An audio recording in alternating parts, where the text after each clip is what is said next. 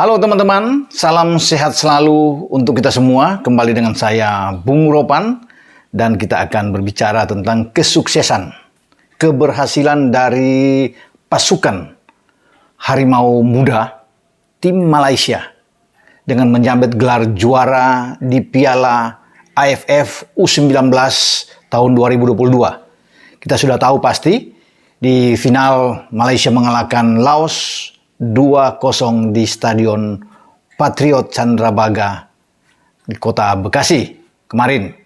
Dan ini kalau bicara dengan kesuksesan Malaysia di Indonesia, untuk kedua kali mereka menjadi juara karena pada 2018 di ajang yang sama Piala AFF U19, Malaysia juga tampil sebagai juara. Itu ketika berlangsung di Surabaya dan tepatnya di Sidoarjo. Ketika bermain di Stadion Gelora Delta, mereka mengalahkan Myanmar di babak final dengan 4-3. Jadi selalu kalau bermain di Indonesia, ini sangat bersahabat. Auranya ini mereka dapat untuk bisa menjadi juara. Itu sebabnya bahwa Sazali sebagai pelatih Malaysia itu bergembira sekali. Bahwa dia senang Indonesia sangat bersahabat dengan pasukan Malaysia ini. Dan Sazali juga mengucapkan terima kasih karena mereka juga sempat mendapatkan dukungan dari netizen, mendapat dukungan dari penonton supporter Indonesia untuk mereka mampu mengalahkan Vietnam di babak semifinal dengan 3-0 dan akhirnya mereka bisa meraih gelar dengan menumbangkan Laos 2-0. Ini pembalasan bagi Malaysia karena di grup B Malaysia itu hanya mendapat posisi kedua, runner up setelah Laos menjadi juara grup karena Laos mengalahkan Malaysia dengan 1-0 di pertandingan terakhir. Sehingga Malaysia harus ketemu dengan Vietnam dan Laos ketemu dengan Thailand. Laos mengalahkan Thailand 2-0 dan ketemu di final setelah Malaysia menghentikan langkah dari Vietnam di semifinal dan keduanya kembali berhadapan. Dan kali ini Malaysia bermain sangat baik dan mereka bisa meraih gelar juara. Nah, apa yang dilakukan oleh tim Malaysia ini, kalau kita bisa menarik ke 2018, di mana tim U19 Indonesia yang saat itu dipegang oleh Coach Indra Safri, juga tampil bagus, namun hanya menjadi juara ketiga. Ya, ketika menjadi penyelenggara karena kita itu dikalahkan oleh Malaysia di semifinal lewat adu penalti 3-2 setelah bermain imbang 1-1 karena gol kita sebelum kalah di adu penalti itu diciptakan kalau nggak salah oleh Egy Maulana Fikri dan kita kalah dalam adu penalti dengan ada 3 kegagalan yang tidak bisa dilakukan dengan baik dengan sempurna oleh pemain-pemain Indonesia, termasuk salah satunya dari Witan Sulaiman. Ya, Witan Sulaiman di sana dan ada Hanis juga kalau nggak salah yang gagal mengeksekusi penalti. Namun ada sesuatu yang bagus pada 2018 karena selama ini banyak orang juga yang melihat kita sulit mengalahkan Vietnam, sulit mengalahkan Malaysia, tapi di 2018 kita mampu mengalahkan Vietnam di fase grup. Kalau melihat juga apa yang terjadi di U19 Piala AFF tahun ini, di mana kita bergabung dengan grup yang sangat keras seperti ada Vietnam, ada Thailand, termasuk kita sendiri. Nah di 2018 juga sudah terjadi hal demikian. Kita bergabung dengan kedua tim tersebut, ada Vietnam dan Thailand. Bahkan di sana tidak ada Brunei Darussalam, ya. Yang ada Laos yang ke final tahun ini. Laos juga ikut pada 2018 dan satu grup dengan kita. Di samping ada Filipina dan juga saat itu ada Singapura. Jadi itu grup justru lebih seru ya pada 2018. Ketika di sana masih ada Egy, ada Witan, ada Sadil Ramdhani, ada Asnawi Mangku Alam yang masih bisa bermain, Muhammad Rafli di garis depan, ada Hanis Zagara yang ikut di dalamnya, dan ada Zahrian Abimanyu juga yang bermain pada saat itu. Dan kita mengalahkan Vietnam. Jadi Vietnam sudah pernah kita kalahkan dengan 1-0 saat itu. Gol diciptakan oleh Muhammad Rafil Mursalim yang menumbangkan Vietnam. Kemudian kita mengalahkan Thailand juga dalam perebutan tempat ketiga di saat kita kalah di semifinal dari Malaysia dengan adu penalti 3-2 setelah bermain 1-1. Di perebutan tempat ketiga kita mampu membalas kekalahan karena di grup kita kalah 2-1 dari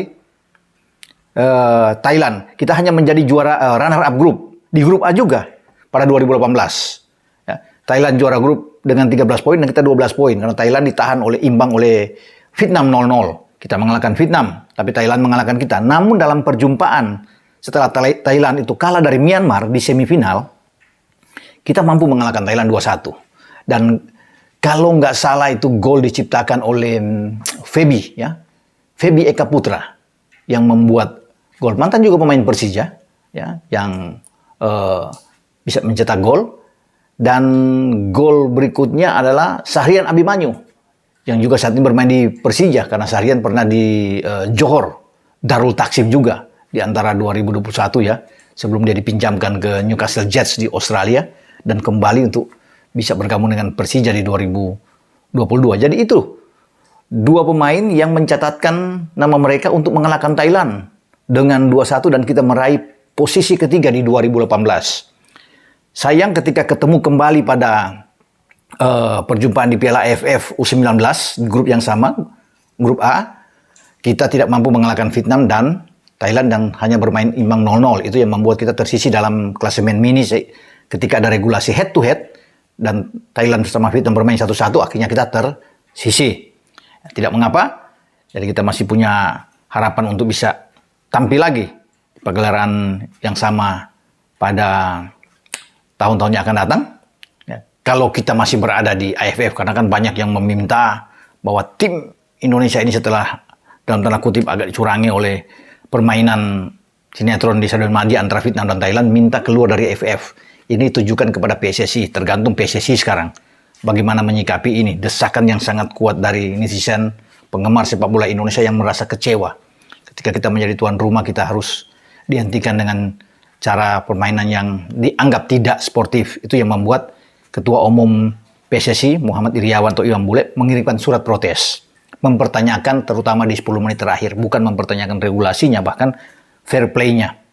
Tapi sampai saat ini belum ada jawaban yang pasti dari pihak AFF untuk bisa melihat hal demikian karena Vietnam dan Thailand sudah tersisi di babak semifinal. Keduanya hanya berebut tempat ketiga dan yang menjadi juara adalah Vietnam setelah menang adu penalti 5-3 atas Thailand dan bermain 1-1 sepanjang waktu normal.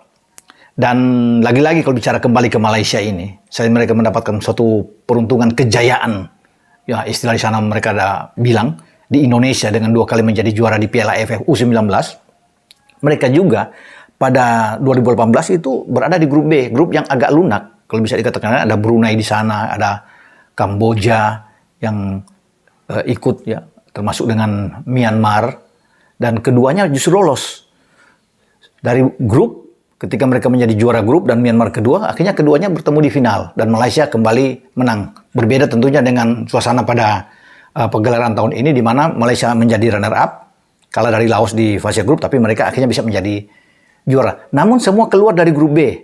Ini luar biasa.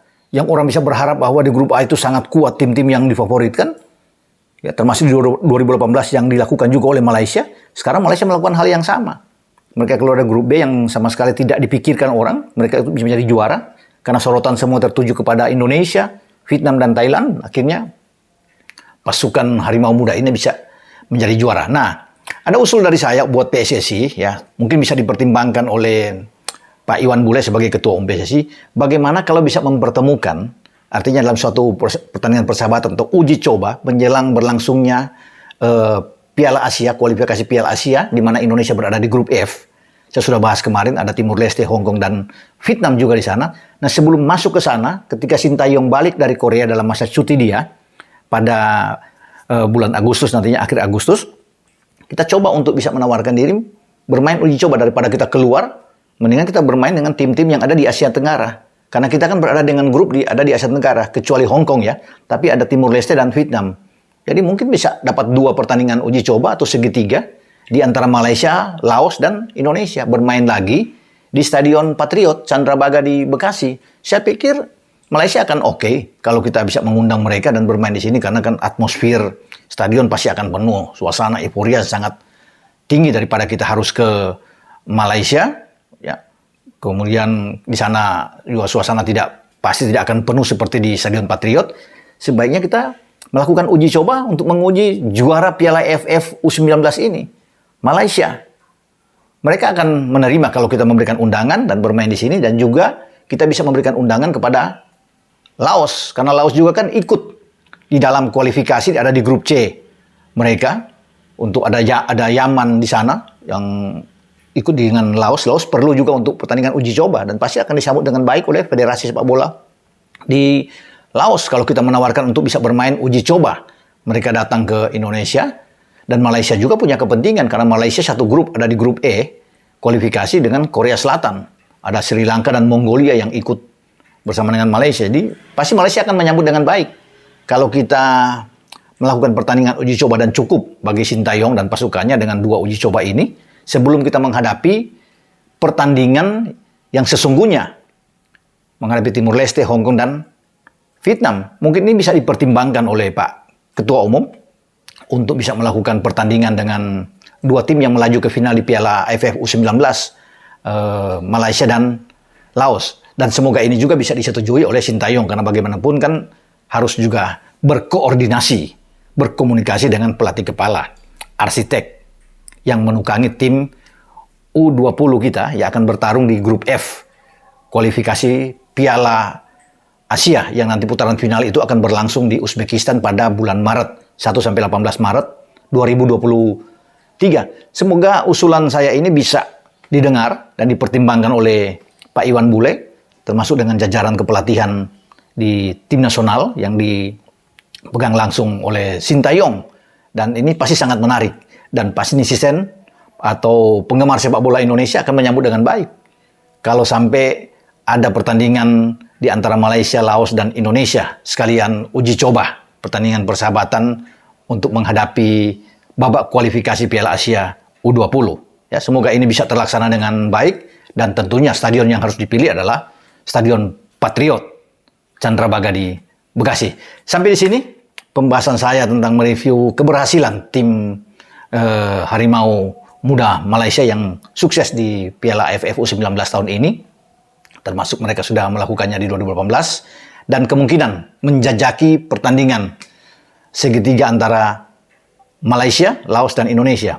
Terserah bagaimana yang harus dilakukan. Apakah bertanding dengan Malaysia lebih dulu atau dengan Laos, atau dengan Laos lebih dulu baru dengan Malaysia, ini tergantung dari PSSI. Namun ini hanya sekedar usulan untuk bisa membuat pemain-pemain kita terbiasa bermain untuk pemanasan menjelang bertarung di grup F.